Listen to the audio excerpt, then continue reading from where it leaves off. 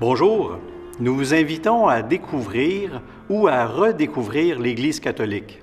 Non pas le bâtiment, mais des gens, du monde, plein de gens qui vont passer devant vos yeux, qui vont vous raconter leur expérience de foi, et ça va nous donner un portrait de tout ce que vous ne connaissez peut-être pas, de ce que ces gens-là font, des gens de cœur, des gens de foi.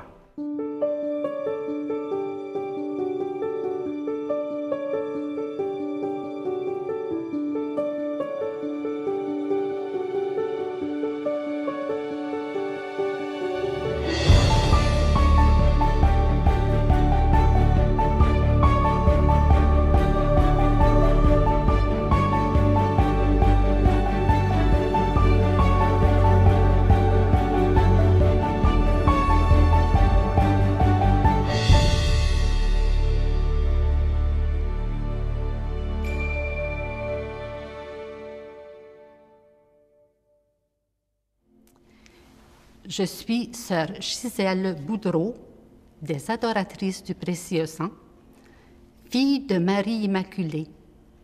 C'est la raison de notre couleur d'habit, le rouge et le blanc.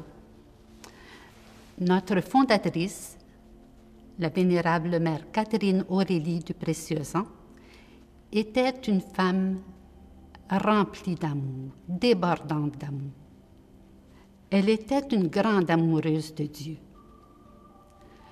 Toujours, elle était prête à aider les autres. Son amour débordait sur les autres. Je suis native des îles de la Madeleine. On n'avait pas de monastère chez nous et j'étais vraiment appelée à la vie religieuse. Je voulais être carmélite comme la petite Thérèse, que j'aimais beaucoup.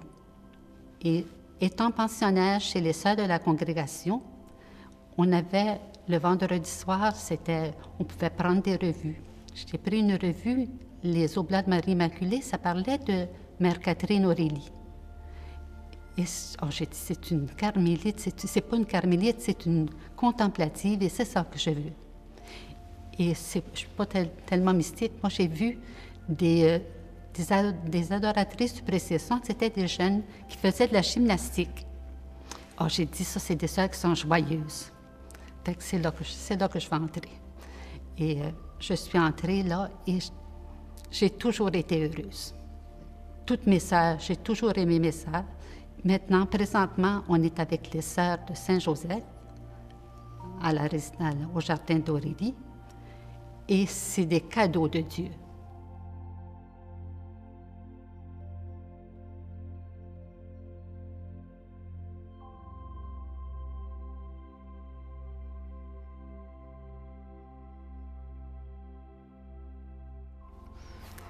Moi, je m'appelle Marie-Claire Dupont et je suis une sœur de Saint-Joseph de Saint-Hyacinthe.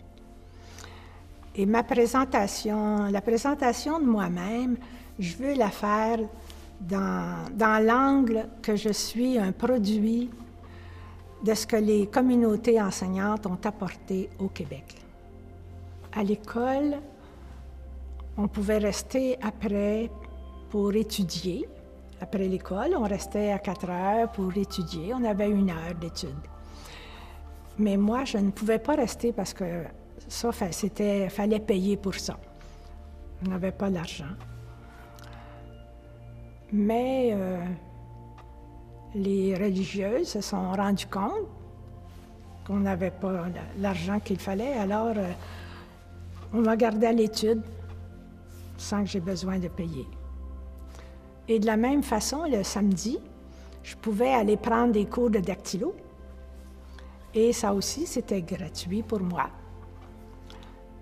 C'était un complément des cours de la journée et de la semaine. Lorsque le samedi, j'allais pour mes cours de dactylo, là, je voyais les sœurs dans leur contexte naturel. Alors, je les entendais se taquiner, je les entendais rire, je les entendais courir dans les escaliers. Et la semaine, je les voyais ensemble à l'église. Et là, je les voyais dans leur moment de prière. Alors, tout cela, ça m'a attiré. Et moi, à 14 ans, je savais là, que moi, je voulais faire une sœur. Je ne savais pas comment on ferait, comment ça se passerait, mais c'était comme, moi, c'est ça que je veux faire. Parce que c'était plein de bonheur pour moi. Bien là, j'ai choisi que je voudrais être comme Sœur Sainte-Alice. C'était mon idole. Je voudrais être un professeur comme elle. Puis je voudrais aussi être priante comme elle. Donc, je voudrais être une religieuse comme elle. Alors, je suis allée à l'école normale, mais ça, il fallait que j'aille à Saint-Hyacinthe. Donc, j'ai été pensionnaire à Saint-Hyacinthe une année. Et ça a été mon deuxième choc culturel. Parce que pour moi, Saint-Hyacinthe, c'était une très grande ville. Et je n'étais jamais partie de chez moi. J'étais pensionnaire. Et j'ai vécu cette année-là au meilleur de moi. Ça a été, comme adaptation, c'était pas facile. Mais j'ai réussi à m'adapter. Et j'ai réussi mon année. Et ça me rendait capable d'enseigner à l'école primaire. Donc, à 17 ans, j'étais prête à enseigner. Et les sœurs m'ont accueillie à l'école pour devenir professeur. Elles m'ont donné la plus belle des petites classes. J'avais une classe de 3e année, 19 filles. C'était super. Elles prenaient soin des nouvelles enseignantes. Alors, elles ont pris soin de moi et ça m'a beaucoup favorisée. À 18 ans, je me sentais prête à affronter ma vie d'adulte et de vivre le choix que j'avais fait. Alors, à 18 ans, je suis partie de chez moi pour entrer chez les Sœurs de Saint-Joseph de Saint-Hyacinthe. Si je n'avais pas rencontré les sœurs, je n'aurais jamais fait le parcours que j'ai fait. Parce que avec elles, d'abord, j'ai appris des techniques de travail, j'ai appris comment on étudie d'une façon intelligente, mais j'ai appris aussi que moi, j'étais intelligente parce qu'elles m'ont fait confiance, parce qu'elles m'ont aidé à découvrir des aspects de moi que je ne connaissais pas. Et ça a été très important, ça m'a suivi toute ma vie. Alors, je leur dois énormément. Et je me permets de saluer ici toutes ces femmes religieuses qui ont enseigné le Québec pendant nombre et nombre d'années. Je les salue royalement.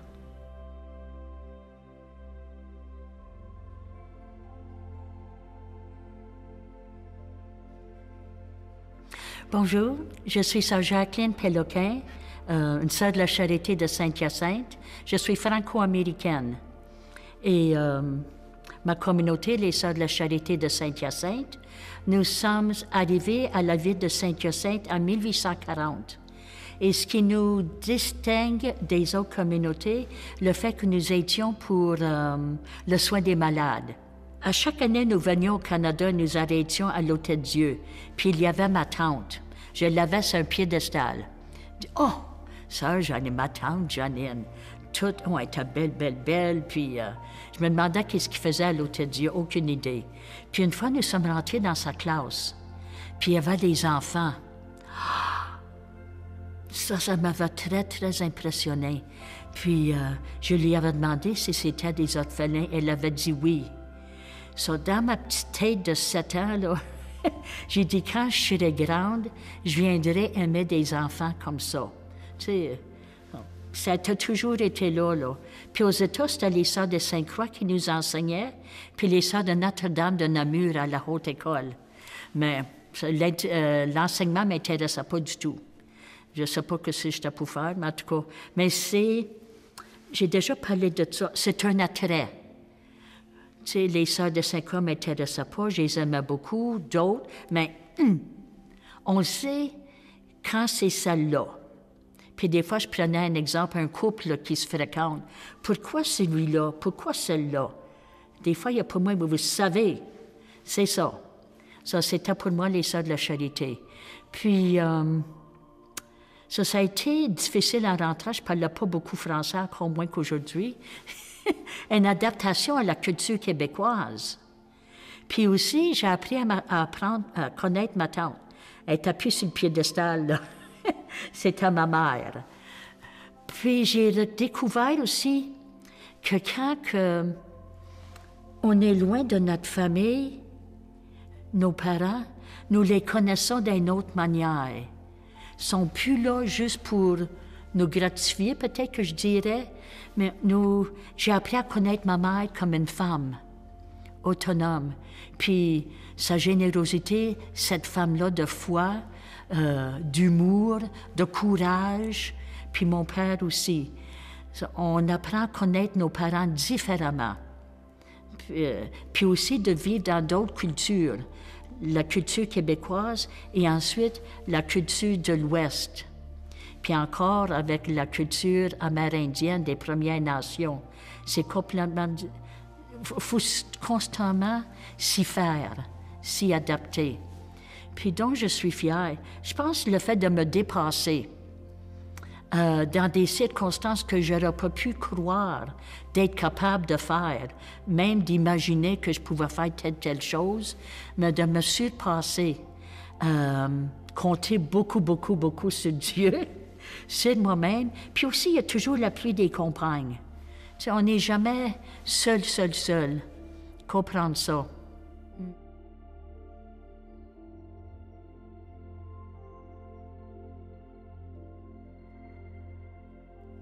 Je me présente, sœur Ginette Vallière, je suis une sœur de Sainte-Marthe et notre communauté est au service des prêtres. J'étais tout jeune, et puis j'allais à la messe le matin et je voyais des sœurs Saint-Joseph qui étaient toutes habillées en noir. Et je me disais tout le temps, quand je serai grande, je vais faire une religieuse.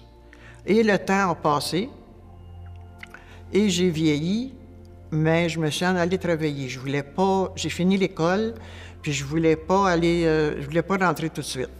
Fait que j'étais travailler, mais l'appel, vous savez, on l'a dans notre cœur. Mais elle reste tout le temps là. Mais je continuais à travailler, tout allait bien. Puis à un moment donné, à 27 ans, j'ai décidé d'entrer. Mais avant ça, j'avais des amis, des sœurs du Bon Conseil de Granby. Et je parle de ça à ces sœurs-là, mais moi, j'aurais voulu rentrer dans la communauté des sœurs du Bon Conseil.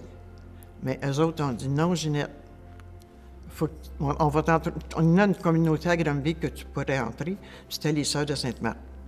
Et j'ai entré, j'ai fait mon noviciat, mon postulat, mon noviciat, ainsi de suite. Et j'ai été dans quelques maisons. Et j'ai toujours été très heureuse. Puis j'ai toujours aimé le travail que je faisais. Mère Catherine Aurélie, elle mettait vraiment en pratique la pensée de Saint-Augustin. Aime et dis-le par ta vie. Et ça, c'est... L'amour, c'est ça qui nous sauve. Savoir aimer. Et le sourire. Quand on aime, faut donner notre sourire aux gens. Ils ont besoin qu'on les aime. Puis souvent, je dis aux gens, dites à Jésus que vous l'aimez. Jésus, je t'aime et j'ai confiance en toi. J'ai confiance que tu vas aider, comme les personnes qui viennent à la porte. Il y a beaucoup de problèmes, Il faut donner ça à Jésus. J'ai confiance que tu vas prendre soin d'eux autres. Plus tard, moi-même, devenue enseignante, j'ai essayé de donner le mieux que je pouvais. Une enseignante, un professeur, c'est comme dans tout autre métier, on fait des erreurs, on se reprend, on apprend. On apprend à être professeur. Ce que j'ai fait de mon mieux. Et pendant 25 ans, j'ai travaillé dans le milieu scolaire. Cependant, j'ai continué de me former. Alors, j'ai fait un bac en enseignement et avec une option, on appelait ça option enfance inadaptée. Mais moi, je pense que c'était l'école qui était inadaptée. Mais j'ai travaillé avec des enfants qui avaient des difficultés d'apprentissage pour toutes sortes de raisons. Et j'ai aimé beaucoup. J'ai aimé beaucoup ce que j'ai fait. J'ai aimé beaucoup l'enseignement. Et j'ai donné ce que j'avais de mieux. Et les enfants qui m'ont le plus apporté, ce sont ceux qui me donnaient le plus d'insomnie. Parce que ils m'ont obligée à aller chercher le meilleur de moi. Parce que je ne savais pas toujours comment prendre certains enfants. Alors, il fallait que j'aille au plus profond de moi chercher des réponses, chercher avec l'affection que j'avais, comment les rejoindre. Et plus tard, j'ai fait mon cours de psychoéducatrice parce que j'avais besoin de meilleurs outils pour aider les enfants qui avaient des difficultés. Donc, j'ai fait mon bac et ma maîtrise en psychoéducation. Et j'ai terminé mes études, je pourrais dire, en me donnant une formation comme psychothérapeute, parce que je voulais maintenant pouvoir aider aussi des adultes. Alors, je suis contente de mon parcours. J'ai toujours aimé ce que j'ai fait. Je suis fière de ça. On le voit à la télévision, les gens qui accueillent, la générosité des personnes, l'empathie, la compassion active, c'est pas seulement dit, c'est fait. Dans une paroisse, je suis sûre que ça doit se faire au Canada, une paroisse aux États, le curé a téléphoné une paroisse ukrainienne pour savoir ce que les paroissiens pourraient faire. Tu sais, c'est des choses comme ça, ramasser pour du linge ou la nourriture, des choses, là. Tu sais, ici, on est tous capables. Puis dans les paroisses, Saint-Hyacinthe est assez généreux, je crois aussi, quand ils ont besoin de l'aide pour aider.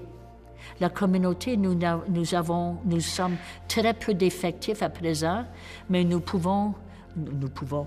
aidons en d'autres moyens, comme support aux organismes de la ville, des églises, puis aussi mondialement, quand il y a eu les tremblements de terre, les désastres naturels.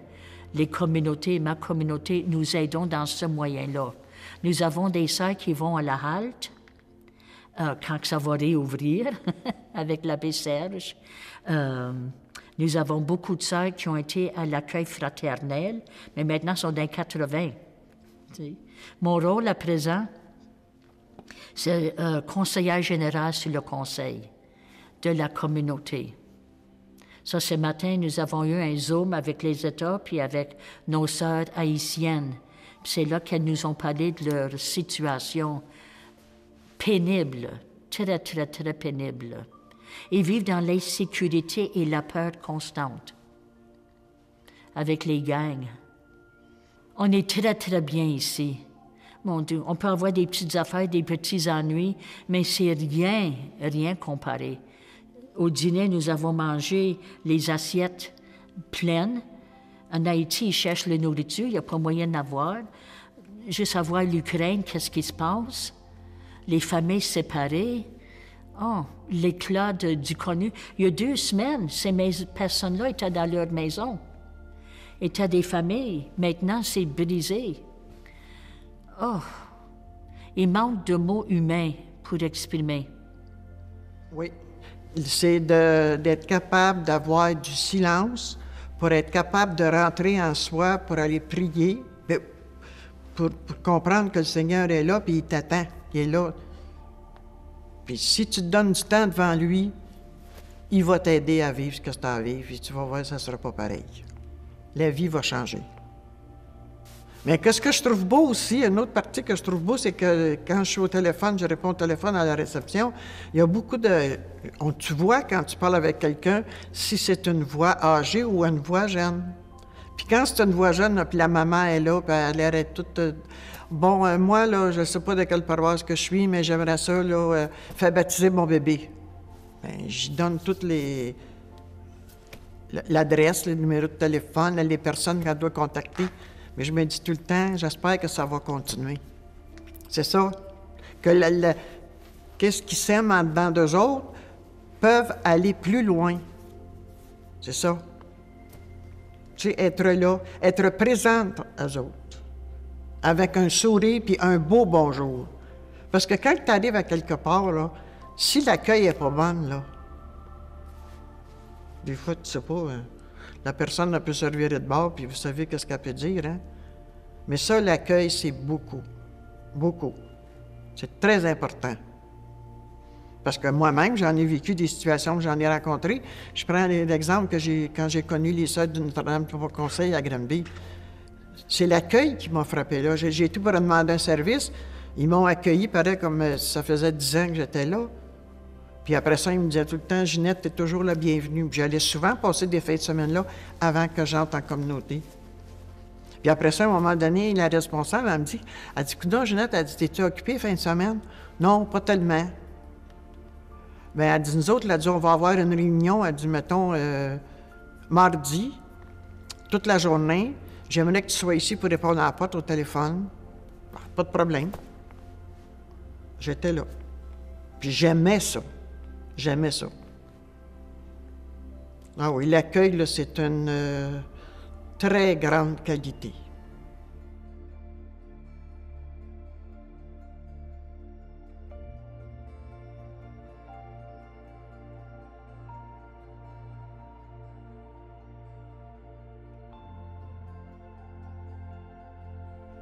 Psaume 62. Dieu, tu es mon Dieu, je te cherche dès l'aube. Mon âme a soif de toi. Après toi languit ma chair, terre aride, altérée, sans eau. Je t'ai contemplé au sanctuaire, j'ai vu ta force et ta gloire. Ton amour vaut mieux que la vie. Tu seras la louange de mes lèvres. Toute ma vie, je vais te bénir. Levez les mains en invoquant ton nom. Comme par un festin, je serai rassasié. La joie sur les lèvres, je dirai ta louange. Dans la nuit, je me souviens de toi, et je reste des heures à te parler. Oui, tu es venu à mon secours.